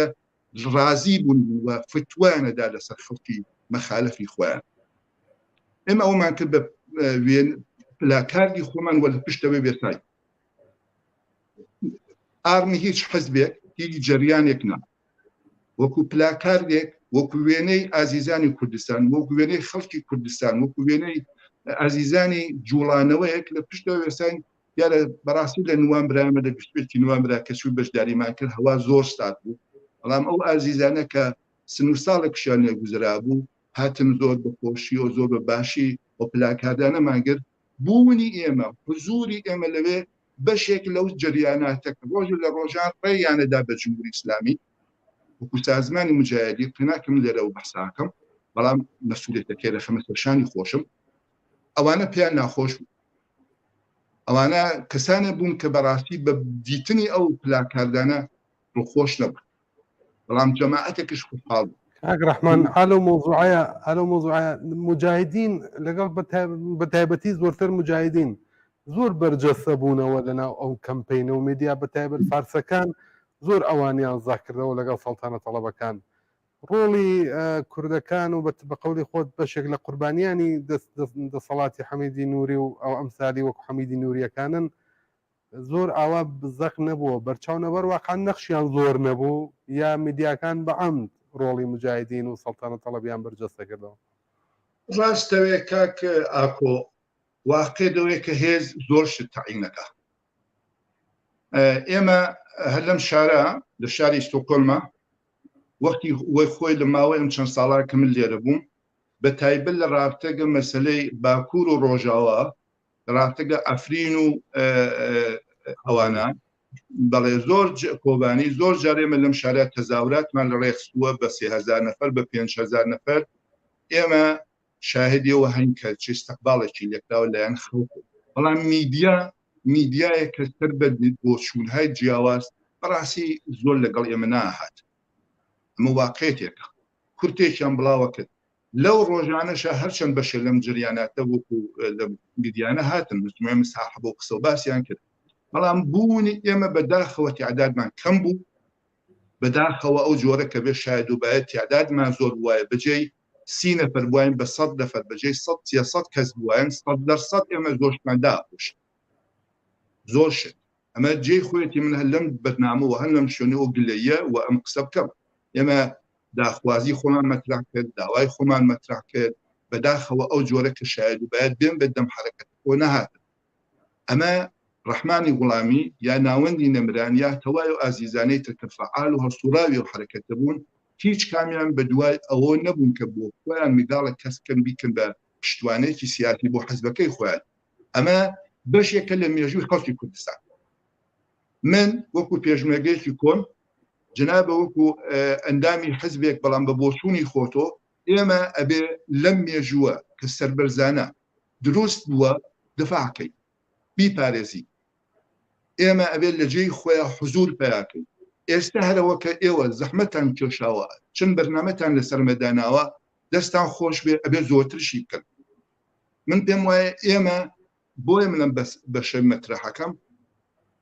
حەمیدی نووری وەختە لە ناو دادگایەکەەوە بەحسەکە ئێمە هەر بلافاستە من لەگەڵ ناوەندی نەبرانە لەگەڵ مەژمێر و ڕفیقانێتە مەشوەرەتێکمان کرد بەڵام بەدەرەخەوە بۆمان نەبڕیایی کرد ئەنا هەرو خودی ئەو قسە و باسەکە و ئاعترافە لە دفاعیاتەکە مەترەحیەکە کافی بوو بۆەوە کەمە پەروەندەیەک وە شکایەتێکی گەورەی لێ مەترەح کرد من لەگەڵ یەک دوو کەس لەو ئازیزانش کە قسەم کرد وتی چونکە لە ئەوە ڕۆژەوە بە حکمی ئەوە گیراوە کە لە زیندانی 16 وە شاژکەکەی ئێرژی مەستاقی و ئەوانە بوون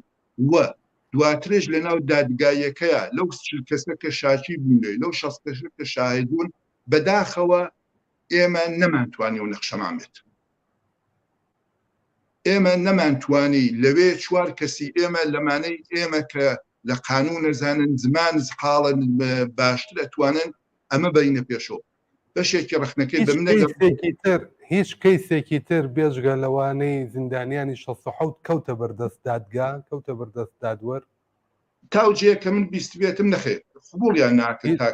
هیچ کەیسێک بەنسبەت خەڵکی کوردستانەوە نەچوە بەردەمدان نەخێت من لەگەڵ تاگیۆنیستشکە خۆی حقوقی خوێندەوەکاری کردەوە چێڵەوانە قسەمکی ناوەندی نەمران ئەوان لەگەڵ دڵ ماوەشە لەگەڵ بەشمەیە شوێنە تەماسیان کرد و قسەباسیان لەگەڵ ئەمریکا کرد نا ئەوان ئەزان چۆنە دادگای سوئێد قانونی خۆی بوو و بەرەساسی و حکومات چوە پێشوە بەڵام ئێستا نەچووە و ماوە هەر ئێستش ئەکرێت ئەم کارە بکرێت چونکە ئەم کەسەی سەر لە دیندانایە سەبحاشێتە دادگایکی سەرترۆ ئیمکانی حکومەکەیکەن ئێمە ئەتوانین بازم هەر ئەم حکومە ئەم شکایەتی خۆمان مەترەحکەین مەترەحکردنەکەشی چییە؟ ئەم کەسە خۆی ئیعترافەکە کە هاتووە ساڵی 1359 لە کوردستانە بۆ لە سەرکوتەکە بەشداری کردووە ساڵی 1359 دەورانێکە کە لە کوردستانە ئەدامەکان دەست پێەکە لە مەهاباد 59 کەس لە شارەکانی تر بە کچوو کوڕ ڕحم ناکەن بە سن و ساڵ تەوەژە ناکەن بە هیچ بیر و باوەڕە ڕحم ناکەن ئەوە کە بێتە دەستیان ئەیکەن دەنگدانەوەی لە سوێدا چۆن بوو لە ناو کۆمەڵانی خەڵک ئەم حرەکەتە وڵا کاک بووی 100% بوویەتی چکە و شوێنە خەڵکە هات و ئەڕۆی شاهدی نەکەی بوون بەڵام تاوجەیە کە مدیاکانی یا ڕۆژنامەکە معروفەکانی سوێدم تاقیبە کرد تایە بوو ینی شارەی پێکرا بوو بەڵام لە ناو خەڵکات چۆن بوو ڕنگدانەوەی چۆن بوو وڵات لە ناو خەڵکا باش بوو دوام دەفە لە مەجموع ئاخراب نەبوو بەڵام بەڕاستی کۆمەڵگای سوێد من پێم وایە کۆمەڵگایەکە کە زۆر تەوەجە بەوانە ناکە ئەوە کە چووەتە پێشەوە دەستگای قەزایی سوێد و مەشمول قانونی سوێدە یعنی ئەگەر ئەم نەتیجە شاتێتە پێشەوە دەستکەوتێک نیشایکەین کە دیارە دەستکەوتشە و محکومکردنی حەمیدی نووری نییە محکومکردنی جمهوری ئیسلامیە محکومکردنی سیستمێک کە 43 ساڵە کە خەریکەم جنایەتانەیە بەڵام کەسانێک کەم کە ئەمە بەرنە پێشەوە ئەگەر لە من بپرسی ئێمە ئەوانە کە خەڵکی کوردستانین جا ئەزانم بڕێ کەس کە پێی وایە کە ئەزانم قزاوەتی دەکەن ماڵیان ئاوان بێ بۆیان بۆ مهم نییە بەڕاستی بۆ مەسلەی کوردستان ئەبێ خەڵکی کوردستان سازمانهای کوردستان و بە تایبەت کۆمەڵە من پێم وایە ئەرکاکەوێتە سەرشار ئەو کەسانە کە خۆیان بە چەق و سوسیالیست دەزانن ئەو کەسانە کە واقعاً دفاع لە دموکراسی و ئازادیەکەن من پێم وایە ئەم پەروەندە و ئەم جەریانی حەمیدی نووریە ئەتوانێت بێتە کارێک شوێنێک بۆ ئەوە کە تەجروبەیەکی باشی لێ وەربگرین بە دوا ڕۆژە زۆرتر لەسەر ئەمانە کار بکەین ئەو جۆرە کابێ ئێمە بیکەین ئێمە نەمان کردووە حتا ئەو ڕۆژەش کە حکومەکەی هاتەتە دەرەوە ئێمە ئەزانم بووە خەڵکی تر هاتون مافی خۆیان هەر کەس بە بیر و باوەڕی خۆی بەڵام من پێم وایە ئەگەر ئێمە لە ڕوانگەی جوڵانەوەی شۆڕەژێرانەی خەڵکی کوردستان و تمشایکەین زۆرترین قوربانیەکان ئێمە داومانە و لە عینی حاڵشە خودی ئەم جوڵانەوە کە ئێمە تیا بووین و ئەم ڕەوتە چەپە و تیا بووە ئەم ڕەوتە شۆڕەژێرەی تیا بووە دروستترین مەوزە ئینسانیترین مەوزعی بووە بە نسبەتی جمهوری ئیسلامی بە هاتن سەرکاری دەوڵەتێکی ئیسلامی لە ئەوە ڕۆژۆ لە دوانزەی لە دەی فەروەردینی ساڵی 1350 مەخالفەتی کردووە بە هەیئەتی مزاکرەی دەوڵەت هاتووە لە سنە لەگەڵمان دانیشتووە بەهشتی و سەنجانی و بەنی سەدر و تاڵەقانی لەسەر مەسەلەی مافەکانی خەڵکی کوردستان لەوێ لە مەهاباد عینیشت دوای هەیئەتی ئێمە چووە هەمووی ئەمانە گەمە کۆ بکەینەوە ئێمە وەکو خەڵکی کورد وەکو ملەتی کورد وەکو جوڵانەوەی شۆڕژیانەی خەڵکی کورد دەستێکی زۆر باڵامان هەیە لە مەوزەتگیری ئینسانی و داخوازیەکانمانە ئەمە چۆن ئەبێ کۆکەینەوە ئەمە ئیتر بە ئێوەمانن وەکو نەسلێکی جوان کە ئەتوانن و جیاواز لەوە هەر بیر و باوەڕێکتان هەیە من پێم وایە ئەرکەشێکەوێتە سەرشانی بەشێک لەو کەسانەکە لەم دنیاە هەنووبەرینا هەنەتوانەمانە کۆکەنەوە. کاگە ڕەحمان هیچ ئومێدێک هەیە بۆی کە هاوشێوەی حەمیدی نووری جەنایەتکارانی هاوشێوەی حەمیدی نووری بەتایبەت ئەوانەی کە لە کوردستان جەنایەتیان کردووە لاگەری هاتنیان و ئەوروپا وەک حەمیدی نووری بکەونە بەر دادگا یا ڕێگایەک هەیە بۆی کە لە ئێستاوە ئەوەی کە تۆ ئەو تەوەقعی باست کرد هێزە سیاسیە کوردستانیەکان ئەنجومەنەکان ئەوانەی کە لە هەرحاڵ لە ساڵانێکی زۆرە لە ئەوروپا و لە تاراوگاژین خۆیان ئامادەکەن ڕێک بخەن ئەگەر جەنایەتکارێکی هاوشێوەی وەک حەمیدی نووری هاتبوو ئەوێ وەکو حەمیدی نووری لەسەر دۆزی کورد بە تایبەت دادگایی بکرێ 100% دەکرێ کاک من پێم وایە ئێمە بێ یەک شت قبوڵکەین هەر ئێستا خەڵکی کوردستان لە ناو شارەکانی کوردستان لە ئاواییەکانی کوردستان ئەگە هەلومەرجێکیان بۆ بێتە پێشەوە زۆر زوو ئەتوانن زۆر باش بە نسبەتی جارانش باشتر خۆیان سازمان بن ڕێک و پێککەن و دژی ئەم دەوڵەتە فاشیستە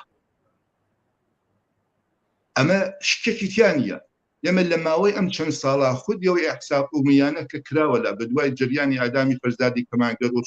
پێقەکەی بەدوای ئەو جریانی ئەوەی بۆمبارانەکان بەدوای خودیم یەکگرنیم ئەحزابە سیاسی جیاواز لە هەر بیرێکە هەیانە ئەمانە توانن مەکۆیەک بێت بەڵام لە بیرمان نەچێت ئێمە خەریکین ئەگە بمانوێت لە ئوروپا بیکەن کاکە ئەم وڵاتانە قازانج و بەرژەوەندی خۆیان تەقیبەکەن کاک ئاکۆ خۆش لە من باشترە زانی ئەوە تا ئەسەدوڵای ئەسەدیان گرت بە کۆڵە مەوادی منفەجرێشەوە ئەو دوێ کە پارلمانی بلژیک لەسەری قەینەی کردووە بە 70 ڕێی موسبەت و بە 6 ڕێی منفی قبوڵی کرێت توان معاملەی پێ بکەن بۆیە ئەمان بەرژەوەندی خۆیانە بینن ئێمە شەوێ بەرژەوەندی خۆمان بینی بەرژەوەندیە کە منی ڕەحمانی غوڵامی و ڕەفیقەکانی ئێمە لە خەڵکی کوردستان لە ماوەی ئەم 43 ساڵە لە جوڵانەوەکە بوویانە بەرژەوەندیەکی ئیمکانیە بەرژەوەندیەکی مرۆڤانەیە لەگەڵ مافەکانی بەشەرا دێتۆ پێشێلی ناکە ئەوە کە پێشێلی کردووە دەوڵەتای زلهێز و داگیرکەری کوردستان بووە ئەوانن بە ئەفرینەکان و بە کۆبانیەکان و معاملاکەن ئەوانن بە ڕفراندۆمەکەی باشوور و معاملاکەن ئەوانن کە یارمەتی دەری حکوومەتی ئیسلامین ئەوانن کە ئەعدامیەکانی ئێمە و زیندانیەکانی ئێمە بڵاو ناکەنەوە ئەوانن ئەم هەمووە تۆت مشاکە لە ماوەی 2017 تا ئێستا دەوڵەتی تورکیا 5 کیلومتر شوتە ناو خاکی کوردستانی باشوورە سەر ئەو شاخانەی گردووە باشە زیاتر لە 120 کەسی کوشتووە لە خەڵکی مەدەنی هیچ کە جوابی نایەتەوە ئەو هێزە ئەتوانێ ئەوە بکە کە لە شەقاما بێت ئەوش کۆمەڵانی خەڵکە ئێمە کاک ئاکۆ ئەگەر لەم شارە بەجێ 100 نەفەر بین بە 1000 نەفەر ئەتوانی تەکانی بین ئێمە گەر ئەحزابی سیاسی ئێمە بە مناسبەتای جۆرا و جۆر هەمومان لە دەوری ئەو مافانە کە بەربوتە بە خەڵکی کوردستان دش بە جمهوری ئیسلامی یەک بگرین 100% تاسی دەوێت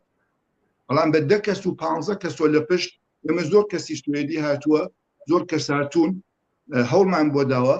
چونکە لەوێش بازار هین بوو ئەگە تۆ هەوڵە بۆ نەدایە خەبەرنگارەکەی BBC ناهاتە لای تۆ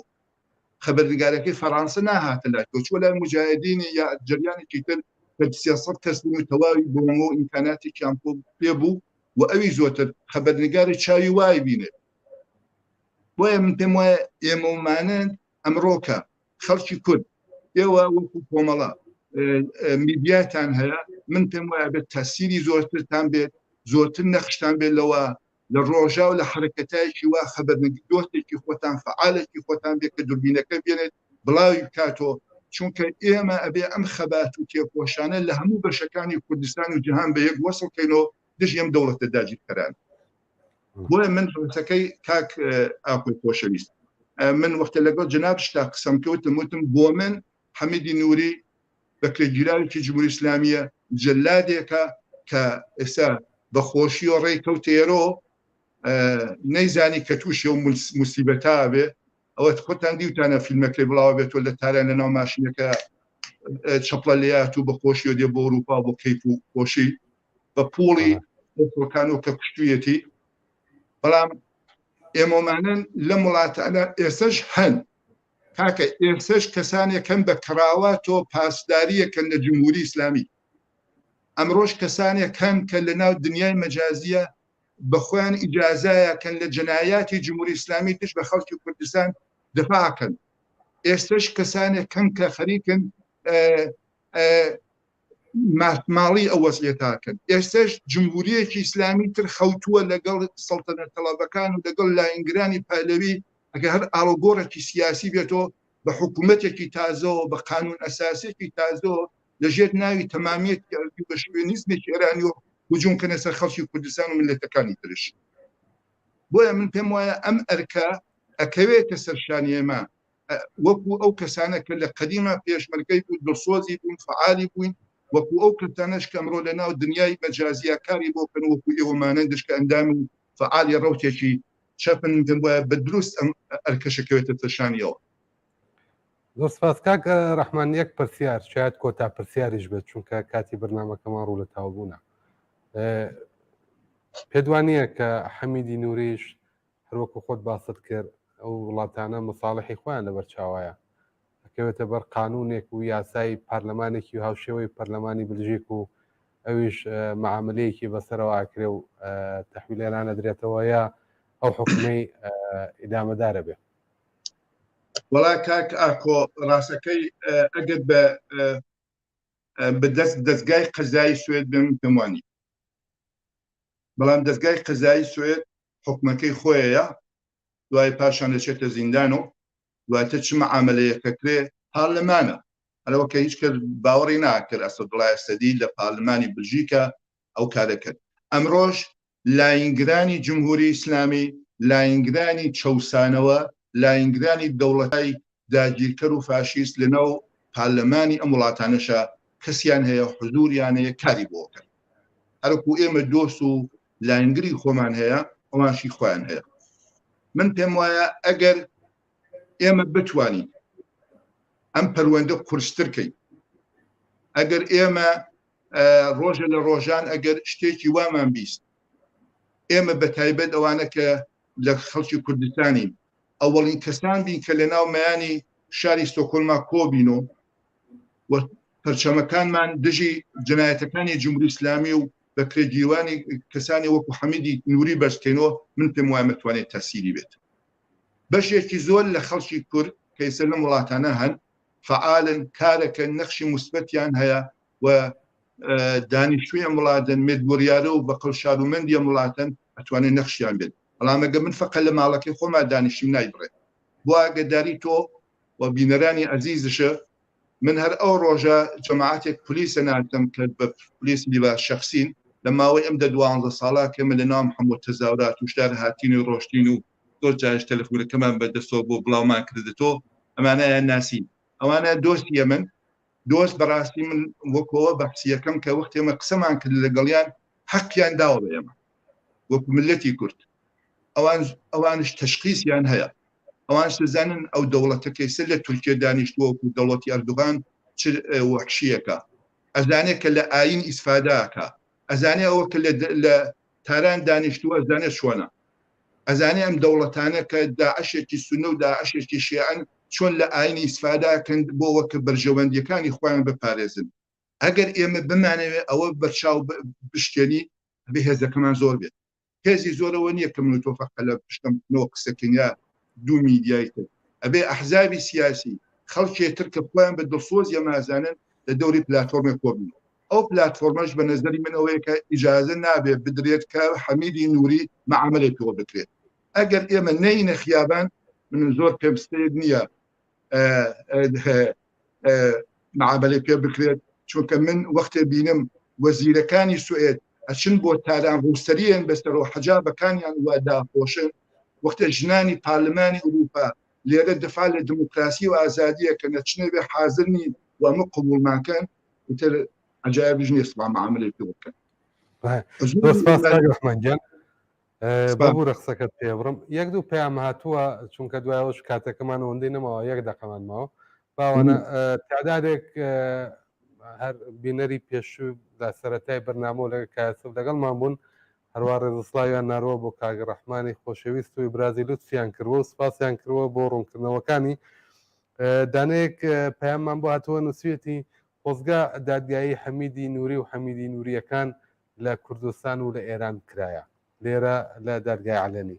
بەڵام هەر بەمەش دڵخۆشین دانێکی تر پیرۆزبایی کردوە لە بنەماڵی قوربانیان بە تایبەت قوربانیانی ئادامەکانی ساڵی 1368 پامێکی ترمان دەستنەوە بە هاتووە نووسێتی کاگ ڕەحمان بە دروستی شارەی پێکرد ئادامەکانی فرودگای سنا باعث و بانیەکانی حەمیدی نوورین ئێمەش دڵخۆشین بەوەی کە حەمیدی نووری ئێستا لە زیندانەیە نوخشە بێ لە جەنایەتکارانی تریش تعدادێکیش ئاوا پەیامی سڵاو و دەستخۆشی بۆ بەرنامەکە هاتووە دەستیت خۆش بێ کاگ ڕەحمان سپاس بۆی قبوڵی زەحمەتت کرد و لەم بەرنامە بەشدار بوویت هیوادارم لە بەرنامەهای داهاتوو لەسەر تەوەری تر هەر ئاوا کاتمان بۆ دانێت و قسە و باس بکەین سپاسی تۆ بینەرانی عزیزەکەم مەمنون بۆ هەموو لایەک من لە ئاخرافەقەدە و بەوە تەواویەکەم من پێم وایە وەختی خۆی وەکو کچان و کوڕانی کوردستان 18 ساڵ و 19 ساڵ لە دفاعمان کرد لە داخوازیەکانی خەڵکی کوردستان لە هەموو بەشەکان و لە هەموو شارەکانی کوردستان ئەم ئەرکە ڕۆژەکەوێتە سەرشانی ئێمە لە 30 ساڵشمان کەشوەتە سەرۆ هەر بێ ئەنجامی بیت بەڵام پێم وایە ئەم ئەرکە کەوێتە سەرشانی لاوان و کچان و کوڕانی جوانش کە بە دقەتێکی زۆرترۆ بە ئەزمونێکی باشتر ئەم وەزیفە لە ئێمە باشتر ئەنجام بە سپاسی تۆ و سپاسی بینەرانی کۆمەڵەتەوێت خۆش بێ کاگ ڕەحمان زۆر سپاس جارێکی تر دەستە خۆش بێ سپاس بۆ بینەرانی ئازیزی تەلەڤیزیۆنی کۆمەڵا کە تایسێ لەگەڵمان بوون تا جمعەی داهاتوو بەرنامەیەکی تری ڕاوێژ بژین بە شادی و کامرانی